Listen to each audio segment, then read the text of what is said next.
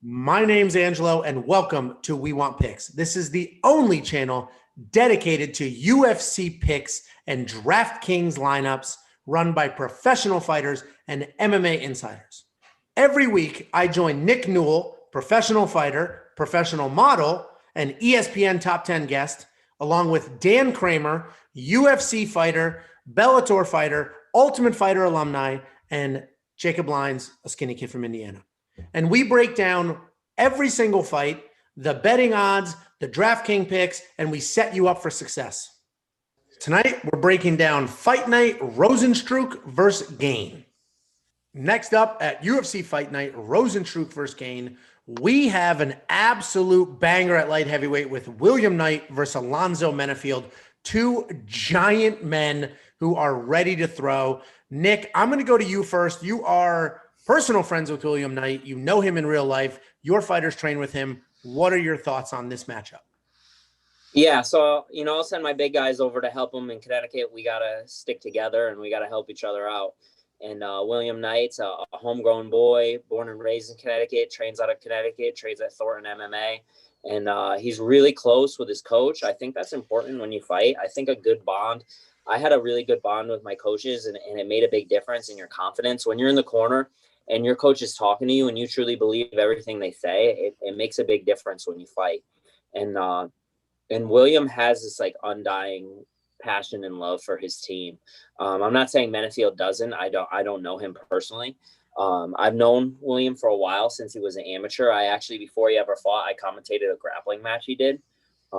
He's a little new to the game. He's a lot greener than Menifield. If you look on paper, you'll say, okay, Menifield's a more technical boxer. He keeps his hands up. He's got good head movement, things like this. William Knight does things not as well as Menifield, but he is an absolute dog and an absolute savage, and he's a winner. He finds ways to win. Things about him, he looks very muscular. He will never get tired. I will bet if the lines, any line in the world, that he doesn't get tired in a fight. The man is a cardio machine, and it's an anomaly because of how he's built. He never gets tired, and he never gives up. I see him every single fight he's in, except for his last fight, his USA debut. He controlled it start to finish against an undefeated prospect in Cramer. And he won that fight start to finish and dominated the entire fight. He never gets tired. Now you look at Menifield, who's a better fighter on paper, but he does get tired. He does gas out. Devin Clark really wore him out with his wrestling. And again, on paper, William Knight, not as good of a wrestler as Devin Clark, but if he wants to be on top, he's going to get on top. He'll find a way to get on top. When he fought, I think Jameel Jones, All-American wrestler, William Knight took him down, ground and pounded him out, made him tap. So it's, I think William Knight wins this fight. I think he gets his ass whooped maybe in the beginning of the fight and rallies. So he might lose the first round. He might be losing all the way up until he wins, but William Knight always finds a way to win. And I think that he'll do it again here. I'm trying to figure out a way to put him in my lineup with other more solid locks. I'm just trying to think about how many points he's going to score. I think he's going to win. If I had $100, I'd throw it on him. No doubt in my mind. I just am on the fence about how many points he's going to score. So I might throw him in. Yeah, he's definitely expensive. $8,200 is a lot of money. Especially, you don't see too often in DraftKings where both people are this expensive. So it's a true pick 'em according to the odds makers in DraftKings. I love your analysis. Obviously, you know him well. You've seen him train. You train fighters who train with him. So, your insight is invaluable here. I agree. I've seen every fight he's had. I think I've seen every fight he's ever had. Well, and my thoughts here are, I agree. I think Alonzo Menifield is trouble early, but at the end of the day, I think William Knight has better cardio. You've confirmed that. He definitely has better wrestling and grappling, and those are the two difference makers to me. I think he can weather that first round storm, and then that grappling and that wrestling is just more work and harder to deal with for Alonzo. And I see William Knight winning this either by a late stoppage or winning a decision, because I do think he weathers that storm. If I have $100, we got to go with -110 in either direction. And I would put it on William Knight as well. I think cardio is honestly the second most important thing in a fight behind your actual abilities. So Dan, pro fighter, very long time. What are your thoughts on the cardio aspect here? Do you think it's that big of a differentiator in a fight like this? You know, I love talking about cardio. No, I mean, I do. It's honestly my only concern in the fight. I mean, I'm picking Menifield in this one. He's lost 2 in a row, but the 2 guys he lost to are freaking good, and they had a lot of experience. And he got put in that position because he went on a run. He was knocking other good guys out in the first round. All of a sudden, he gets thrown in there with Devin Clark, who I know is on paper not like an elite level, but that guy's athletic, very good wrestling. He trains at Jackson Wink. It's a tough fight for anybody, especially for a guy like Menifield, who's still, fairly new in the game, with 11 fights.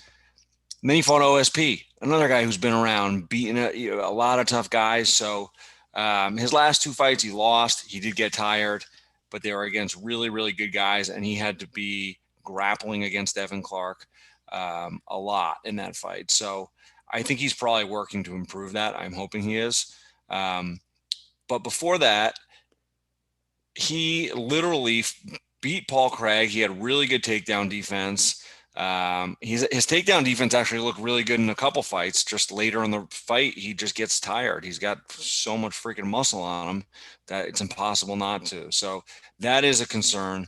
But in watching William Knight, first of all, he's from Connecticut, so I kind of have to root for him. But the dude is jacked. He's explosive, strong. He threw some hard leg kicks. But he stands a little square. His hands are low. He's a little flat-footed. His chin straight up in the air.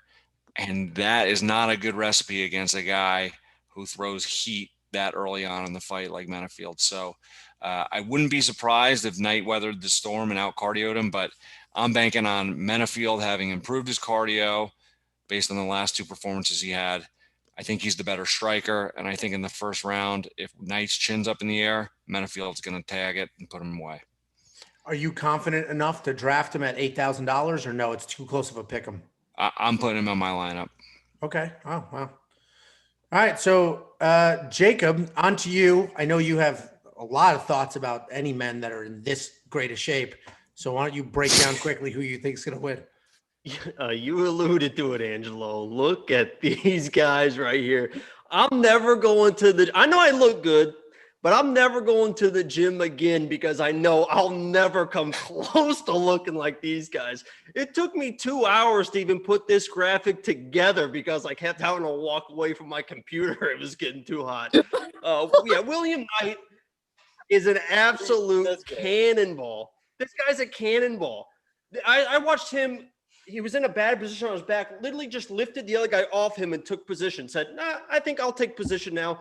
Just an animal. Menifield, an animal.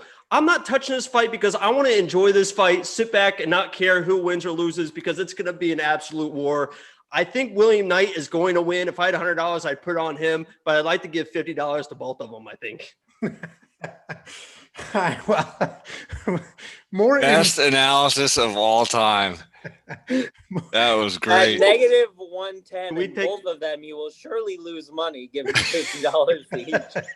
It's actually guaranteed. No, I want to give it to both of them. He just wanted to give it to them as people. To them hey, you guys look so good. Here's $50 each. Yes. I'm picturing Jacob sitting on a couch and William Knight and Menifield standing behind him. Don't post that. Don't post that. The Stark. Yeah, so if we can get a 10-minute break after this, I'd be appreciative. Quite the stark contrast between Nick Newell's insightful firsthand knowledge and Jacob Lyne's sinful thoughts and ways with this fight. But either way, this is going to be a ton of fun to watch. We're kind of split down the middle, as are the odds makers and everybody else. Personally, I'm going cardio over power, but this will be a fun one to watch. So let's see what happens. Before you go, check out the description below. In there, we have links to our Facebook, our Twitter, our Instagram, and more importantly, to our DraftKings League. Check out the league, join the league, participate in the contests, and as we get going and as you start winning, we're going to start handing out gift cards and participating and doing things like that. So check those out. Every week, there are drops on every fight card. So make sure you check out this channel and our social media on Saturday before the fights start so that you have our most updated lineups and picks.